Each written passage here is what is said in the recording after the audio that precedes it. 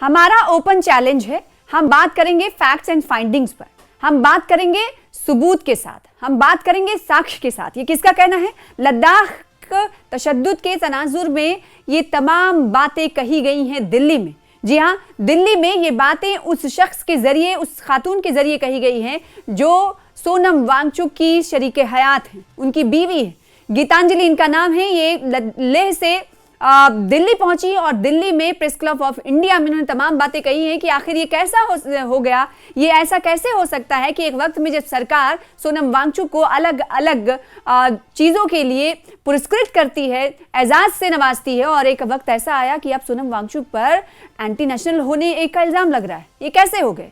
आखिर Sonam Wangchuck anti national कैसे हो गए? सुनिए पहले गीतांजलि का बयान, फिर उसके बाद आगे की कहानी पूरी बताएंगे कि आज दिल्ली में हुआ क्या क्या। इसी गवर्नमेंट के जो मिनिस्टर ऑफ एनर्जी हैं मिस्टर आर.के. सिंह, उन्होंने first prize Himalayan Institute of Alternatives को दिया है उनके पैसिव सोलर हीटेड बिल्डिंग्स को।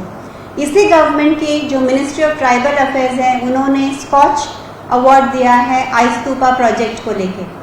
इसी मिनिस्ट्री ने टूरिज्म के बेस्ट इको प्रोजेक्ट हयाल को दिया है।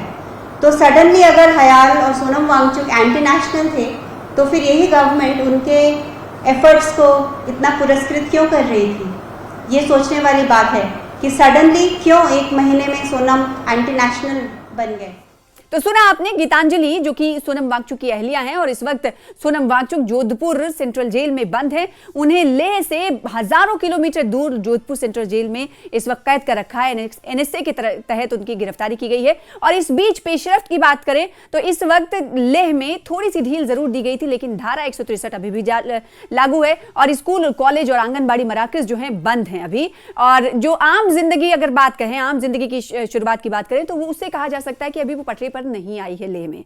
इसके अलावा हो सकता है कि केडीए की बात करें या फिर एपेक्स बॉडी की बात करें, केडीए को ये पहले से ही इल्म रहा होगा कि शायद वो अपनी मांगों को लेकर अगर लेह में मांग उठाएंगे, लेह में बातें रखेंगे तो शायद उन्हें बात ना रखने दिया जाए, शायद उन्हें प्रोटेस्ट करने ना दिया जाए। इसीलिए हमने देखा कि वो दिल्ली का रुख किए हुए कई सारे मेंबर, क्योंकि पहले ही मरकज ने कह दिया था कि एपेक्स बॉडी के 3 मेंबर्स और केडीए के 3 मेंबर्स के साथ वो बातचीत करना चाहते हैं, यानी तशद्दुद के हवाले से कि आखिर ये मसला हल कैसे होगा, बातचीत के जरिए हल होगा। और इसीलिए हमने देखा कि केडीए के 3 मेंबर और एपेक्स बॉडी की तरफ से पिछले दिनों कहा गया कि वो सरकार के साथ बातचीत के लिए तैयार नहीं है। और दूसरी तरफ केडीए ने आज प्रेस कॉन्फ्रेंस कर कई बड़ी बातों का जिक्र किया है। उन्होंने कहा है कि वो सरकार के लिए तब तक बातचीत नहीं करेंगे, सरकार के साथ बातचीत के लिए तब तक नहीं तैयार है जब तक सोनम वांगचुक की सम्मानजनक गिरफ्तारी, जो पहले जो हुई है गिरफ्तारी, सम्मानजनक रिहाई नहीं हो जाती,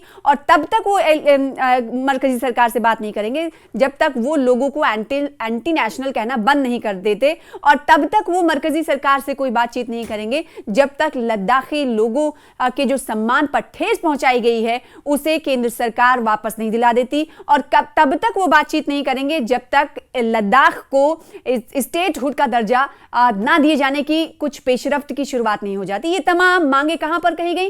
press club of India Delhi में ये तमाम बातें प्रेस कॉन्फ्रेंस कर कही गई। केडीए ने इसके हवाले से पहले ही बताया था कि 11 बजे प्रेस कॉन्फ्रेंस करेंगे और 11 बजे प्रेस कॉन्फ्रेंस कर तमाम तफसील देंगे। तो एक तरह से कहा जा सकता है कि केडीए ने साफ तौर पर कह दिया है कि वो मरकज से इन तमाम चीजों के हुए बगैर बात नहीं करेगा। सुनिए क्या कुछ कहा गया। 2021 से 2025 27 मई तक हमारी काफ़ी बातचीत हुई, लेकिन इन बातचीत का कोई बड़ी फ्रूटफुल रिजल्ट्स नहीं आई, और इसी के नतीजे में आपने देखा लद्दाखियों ने लद्दाख बंद की, लेह और करगिल में प्रोटेस्ट किया, जम्मू में प्रोटेस्ट की, जंतर मंतर पे धरने दिए, प्रोटेस्ट किया।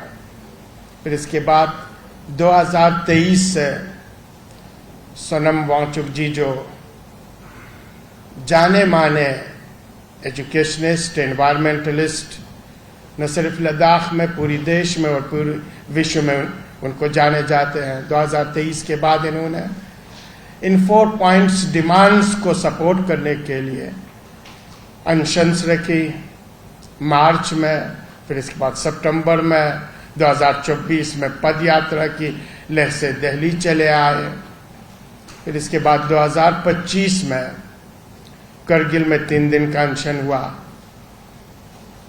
और इन्हीं डिमांड्स को लेकर सितंबर 10 तारीख से लेह में सोनम वांगचुक जी के क़यादत में पूरी एपेक्स बॉडी की टीम और लद्दाखी आवाम अनशन पे बैठे। और इस अनशन का, इस प्रोटेस्ट का, इस पद यात्रा का मकसद यही था कि गवर्नमेंट ऑफ इंडिया को लद्दाखियों के जो डिमांड्स हैं उस डिमांड्स को फुलफिल करने के लिए, पूरा करने के लिए और इन्हें ये बतलाने के लिए कि जब तक ये डिमांड्स पूरी नहीं होती है लद्दाख के अवाम खामोश बैठने वाली नहीं है।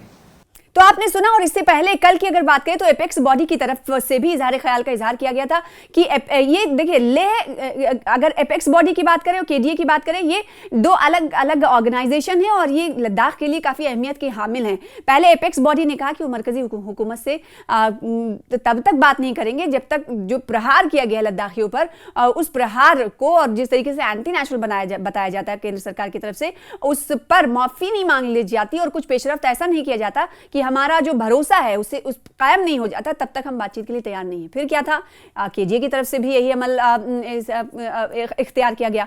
और दूसरी तरफ कांग्रेस की अगर बात करें, क्योंकि जब लेह हिंसा में तशद्दुद की बात है तो आपको याद होगा कि संबित पात्रा ने एक फोटो दिखाया था कि जो एक बंदा है, काउंसलर है, वो दरअसल कांग्रेस का है, जिस पर जीए मीर ने आज कहा है कि अगर केंद्र सरकार ये साबित करने में नाकाम रहती है कि ये कांग्रेस का कोई पार्षद था, काउंसलर था, तो वो मानहानि का मुकदमा ठोकेंगे।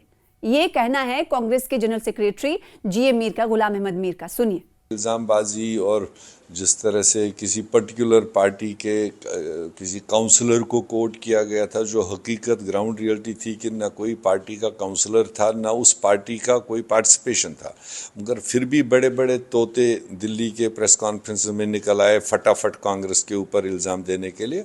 मगर रियलिटी ये है कि वो सब बेहुदा था, झूठ था, वो मीडिया मैनेजमेंट उनकी थी। और उसी दिन से लगातार कांग्रेस के वहाँ के यूटी हेड रिगजिन जोरा ने स्ट्रांग डिमांड की है कि हम चाहते हैं इसको जुडिशियल इंक्वायरी हो, क्यों ये इंसिडेंट हुआ, क्यों बेगुनाह लोगों की मौतें हुई, और ये जो इल्ज़ामबाजी हो रहा है ये भी दूध का दूध पानी का पानी क्लियर हो। उन्होंने बल्कि वहाँ लोकल एफआईआर भी किया है कि जिस काउंसलर का ये नाम लिया गया है या तो सरकार प्रूव करे, नहीं तो फिर डिफेमेशन वो लगाने की तैयारी की है। तो इस वक्त मौजूदा स्थिति जो है थोड़ी सी राहत थी, हमने देखा कि लेह में, लेकिन इस वक्त स्थिति, हालात जो है हूबहू हैं। और इसी हालात का जायजा लेने के लिए हमने देखा कि आज एलजी कविंदर गुप्ता की तरफ से एक मीटिंग भी की गई और जायजा लिया गया कि क्या अब सिचुएशन वो आ चुकी है कि लेह में हालात, मामूलात ज़िंदगी को बहाल कर दिया जाए और जैसे पहले ज़िंदगी, मामूलात ज़िंदगी पटरी पर लौटती हुई दिखाई देती थी, वैसे ही यानी आम दिनों की शुरुआत पहले जैसा कर दी जाए या नहीं, ये देखने वाली बात होगी। हालांकि आज भी स्कूल कॉलेजेस बंद रहे।